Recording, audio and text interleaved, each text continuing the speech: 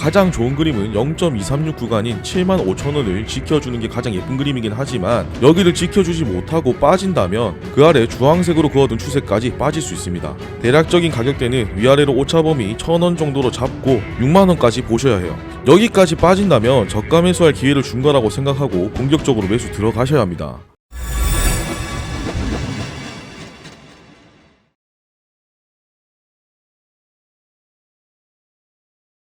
카카오페이가 스테이블 코인을 만들겠다고 선언한 뒤 시장에서 갑론을박이 꽤 많습니다. 워낙 스테이블 코인은 실패할 수밖에 없다, 유동성이 없어서 쓸모가 없다, 이런 말들도 많이 나오고 있죠. 근데 이런 반응은 예전에 USDC가 처음 나왔을 때도 똑같이 있었습니다. USDC는 2018년에 처음 출시됐습니다.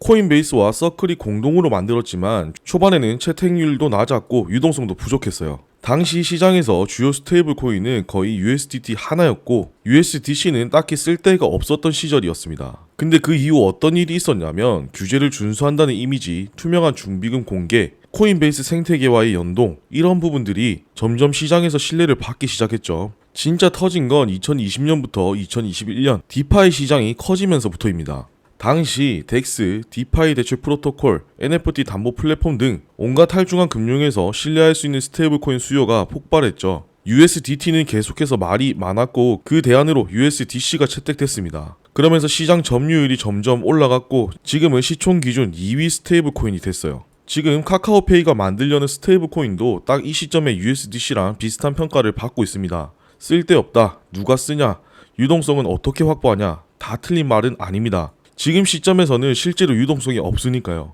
근데 USDC도 그랬어요. 그러다가 쓸 수 있는 환경이 만들어지니까 자연스럽게 유동성도 붙었고 시장 내에서 쓸만한 돈이라는 평가를 받게 된 겁니다. 카카오페이는 이미 국내에서 가장 널리 쓰이는 결제 플랫폼 중 하나입니다. 여기에 스테이블 코인을 얹으면 초기엔 그냥 포인트 지급이나 내부 전환 용도로 시작하겠지만 결국은 송금, 결제, 디지털 자산 연계 서비스까지 이어질 수 있어요. 중요한 건 이게 갑자기 폭발하지 않는다는 겁니다. USDC도 그렇게 성장한 게 아니었고 시간을 두고 생태계에 녹여넣은 게 전부였어요. 카카오페이도 지금은 준비하는 단계고 당장 큰 변화는 없지만 시장은 조용히 이 방향을 가격에 반영하고 있는 중이라고 봅니다. 최근 카카오페이 주가가 조정을 받고 있죠. 단기적으로는 기대감 선반영에 대한 되돌림일 수도 있고 스테이블코인 관련 이슈가 너무 빨리 부각된 반작용일 수도 있습니다.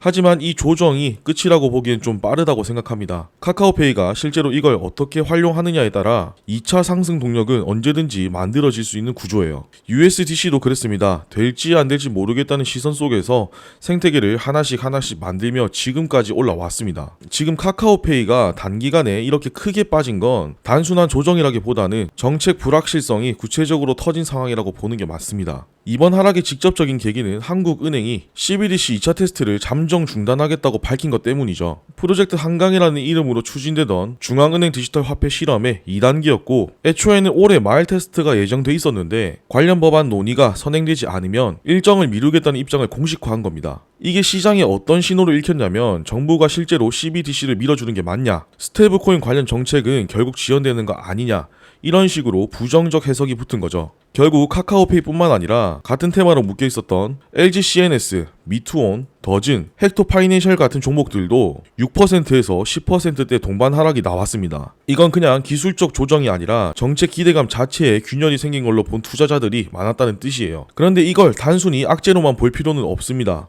이번 발표의 본질은 테스트를 취소하거나 정책 방향을 뒤집겠다는 게 아니라 법제화 상황을 먼저 보고 가겠다는 신중한 조율에 가깝습니다. 한국은행은 여전히 CBDC 시스템 개발 의지를 공식적으로 유지하고 있고 스테이블 코인도 디지털 금융의 중요한 축이라는 인식은 변함이 없어요. 단지 지금은 국회에서 디지털 자산 기본법, 스테이블 코인 규정이 완전히 확정되지 않은 상황이기 때문에 중간에 혼선을 줄이기 위해 테스트 시점을 잠시 미룬 것뿐입니다. 실제로 주가가 급락한 6월 27일과 30일 사이 외국계 창구를 중심으로 트레이딩 매물이 쏟아졌지만 투신 계열 사모펀드 쪽에서는 하락 구간에서 오히려 매수세가 유입됐습니다. 즉 단기 수급은 조정 흐름이었지만 중장기 이상을 보는 기관 입장에선 여전히 기회 구간이라는 인식이 남아있었다는 거죠. 결론적으로 이번 하락은 스테이블코인 정책에 대한 불확실성 노출로 인한 것이지 카카오페이 자체의 방향성이 꺾인 건 아닙니다. 오히려 지금처럼 정책 추진이 늦춰지는 구간에서는 카카오페이 입장에서도 더 확실한 전략 정비와 사업 설계 시간을 벌 수 있고 투자자 입장에선 실적과 연동되지 않은 외부 변수로 인한 저가 매수 기회가 생길 수도 있어요. 이번에 한국은행이 CBDC 테스트를 보류하겠다고 밝힌 건 맞지만 그렇다고 아예 멈춘 건 아니라고 앞에서 말씀드렸습니다. 공식 발표에서도 분명히 강조된 게 있죠. 바로 디지털 자산 법안의 처리 상황을 보고 2차 테스트를 이어갈 예정이라는 점입니다.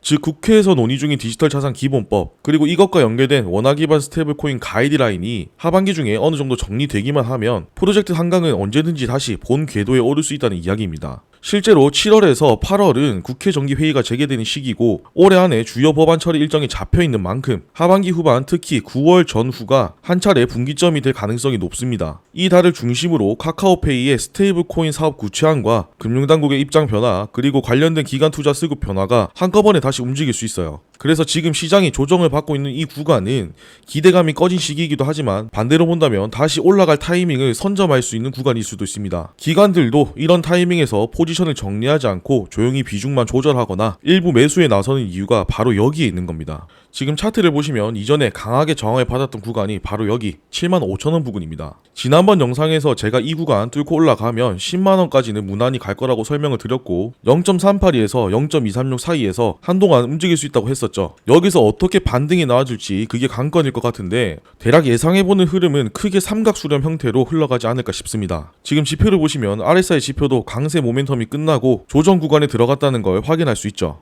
가장 좋은 그림은 0.236 구간인 75,000원을 지켜주는 게 가장 예쁜 그림이긴 하지만 여기를 지켜주지 못하고 빠진다면 그 아래 주황색으로 그어둔 추세까지 빠질 수 있습니다. 대략적인 가격대는 위아래로 오차범위 1,000원 정도로 잡고 6만원까지 보셔야 해요. 여기까지 빠진다면 저가 매수할 기회를 준 거라고 생각하고 공격적으로 매수 들어가셔야 합니다. 처음부터 제가 이 종목에 대해서 설명드렸을 때 단기보다는 중장기로 길게 보고 가져가셔야 하는 종목이라고 알려드렸었죠. 결국은 중앙은행에서 CBDC를 만들어낼 겁니다. 그때까진 카카오페이가 아니더라도 CBDC와 관련된 수혜주들은 하나씩 잡아두셔야 해요. 그 중에서도 제가 카카오페이를 보는 이유는 CBDC뿐만 아니라 카카오페이가 가지고 있는 인프라 때문입니다. 많은 유저수를 보유하고 있고 대한민국 사람이라면 지금 카카오톡 안 쓰는 사람이 없을 정도죠. 여기에 연계해서 많은 사업들을 펼칠 수 있는 기대감이 아주 높은 종목이기 때문에 너무 CBDC만 바라보고 있지 마시고 차분히 시간 투자하셔서 분할 매수 하신다면 분명히 큰 수익으로 보답을 해줄 거라고 보고 있습니다. 지금 시장 분위기만 보면 스테이블코인 테마는 끝난 것처럼 느껴질 수 있습니다. 하지만 그런 시기에 진짜 중요한 종목은 조용히 자기 자리를 만들고 있다는 걸 저는 수없이 많이 봤어요. 카카오페이도 마찬가지입니다. 지금은 정책이 정리되기를 기다리는 구간이고 실제 사업 구조를 만들어가는 시간이 필요합니다. 이럴 때 시세에만 흔들리지 않고 기회를 선점할 수 있는 투자자들이 결국 가장 큰 수익을 가져갈 수 있어요. 지금부터는 차분하게 기술적 지지선과 함께 실적, 정책, 사업 방향을 하나씩 맞춰가며 보셔야 합니다. 이번 영상에서 준비한 내용은 여기까지고요. 도움이 되셨다면 구독, 좋아요, 알림 설정 잊지 말고 꼭 한 번씩 눌러주시면 감사하겠습니다. 그럼 저는 또 알찬 내용 준비해서 돌아오도록 하겠습니다. 감사합니다.